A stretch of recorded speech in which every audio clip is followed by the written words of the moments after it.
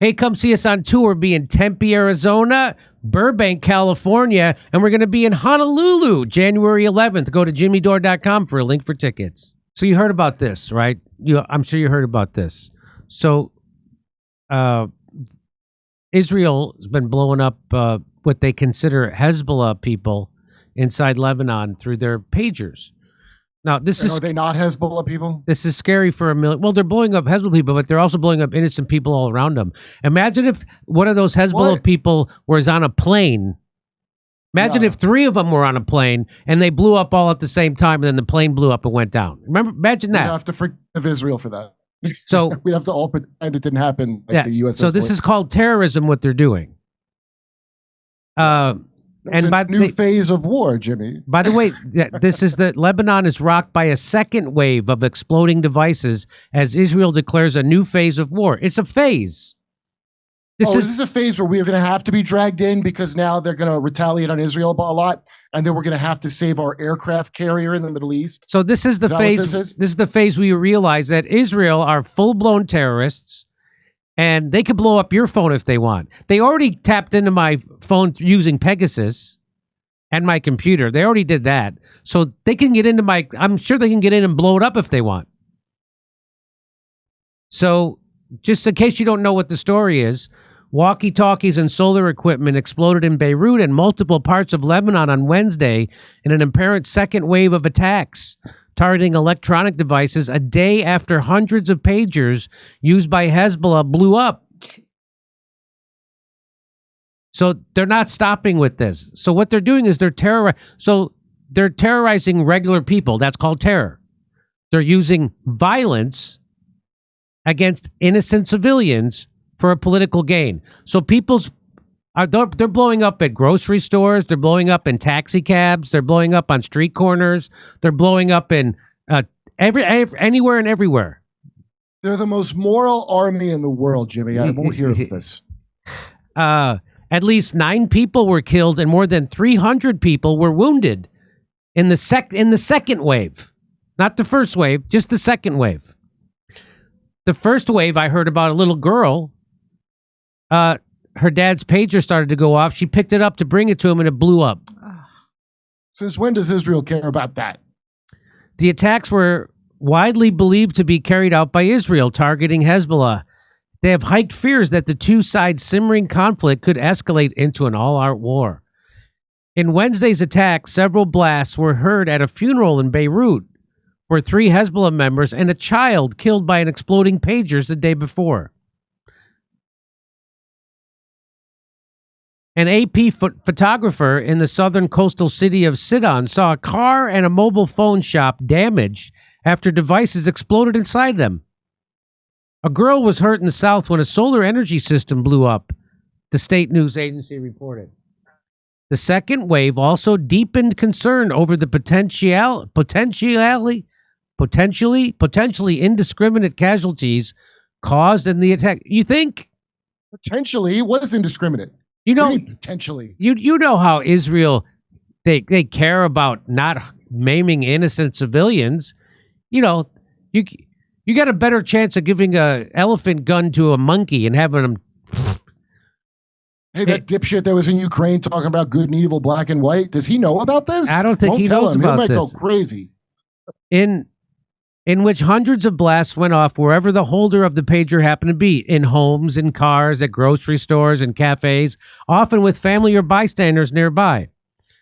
While the pagers were used by Hezbollah members, there was no guarantee who was holding the device at the time of the blast. Also, many of the casualties were not Hezbollah fighters, but members of the group's extensive civilian operations, mainly serving Lebanon's Shiite community. So, you know what this is then, right? This is to draw Iran in. This is to draw Iran and make it World War III there. Because I think Israel wants it there and not in Russia. You know, like one faction of America wants it in Ukraine. Yeah. And the other one is like, no, Israel would go to the Middle East. They killed at least 2 healthcare workers on Tuesday. Doctors, nurses, paramedics, charity workers, teachers, and office administrators work for Hezbollah-linked organizations, and unknown numbers had pagers. The UN human rights... Just 2? Just 2? They're slipping. The UN human rights chief, Volker Turk, called for an independent investigation into the mass explosions. Yeah. The fear and terror unleashed is profound, he said in a statement, urging world leaders to step up in defense of the rights of all people to live in peace and security. Iran-backed Hezbollah, Lebanon's strongest armed force, and Israel's military have exchanged fire almost daily since October 8th. The day after a deadly Hamas-led assault in southern... So I've seen people on Twitter say, well, what do you want Israel to do? I don't know, fight a war like normal? How about they fight with their own goddamn money and none of ours? How about that? That's what I want them to do. Don't have your hand out and then act like an animal. How about that, asshole? Since October 8th, hundreds have been killed in strikes in Lebanon and dozens in Israel. So hundreds in Lebanon, dozens in Israel, while tens of thousands on each side of the border have been displaced. Hezbollah said its strikes are in support of its ally, Hamas.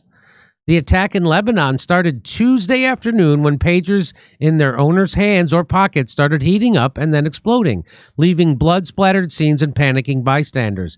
It appeared that most of those hit were members or linked to members of Hezbollah, whether fighters or civilians, but it was not immediately clear if the people with no ties to Hezbollah were also... Really? Not immediately clear? Not clear? In a grocery store, you don't not think... Clear. Okay. Not clear. Okay. The health ministry said healthcare workers and 2 children were among those killed. In the village of Nadishit in the Bekia Valley, dozens gathered to mourn the death of one of the children, a 9-year-old.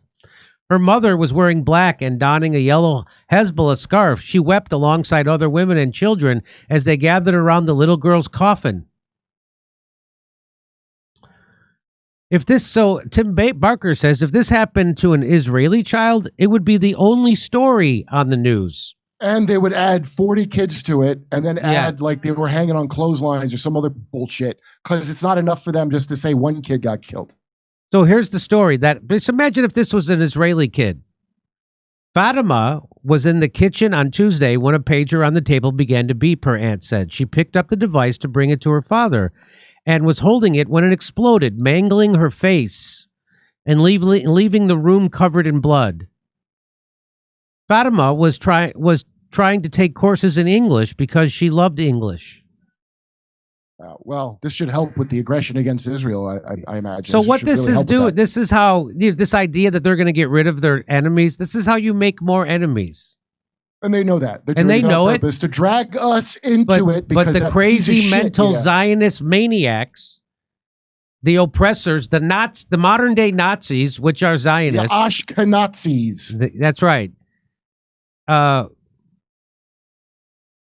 They want World War III. Hitler at the end. Netanyahu's like Hitler at the end. Yeah. Well, they'll just do absolutely anything. Anything. Breaking. Edward Snowden says Israel's pager explosion is a crime against Lebanon. If it were iPhones that were leaving the factory with explosives inside, the media would be a hell of a lot faster to cotton onto what a horrific precedent has been set today.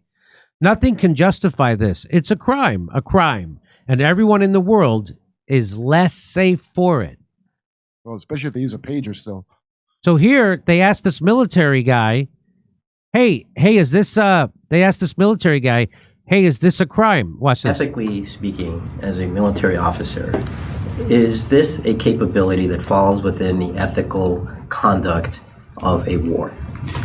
I'm not a lawyer. I'm not, again, going to do a spot analysis on something that we've seen in press reports. I just don't have. He's not a lawyer. That high of a rank, and he don't know what a war crime is? And he's got all them fancy medals, and he never learned that in officer school? What a fucking war crime is? When a guy is... This is like, when the guy is decorated more than a Christmas tree, and he can't tell you... He didn't get his legal merit badge of war crimes yet to go with another bullshit. Look at all this bullshit this guy's got on, all these decorations. What a cunt. And he's like... Hey, you know what he sounds like?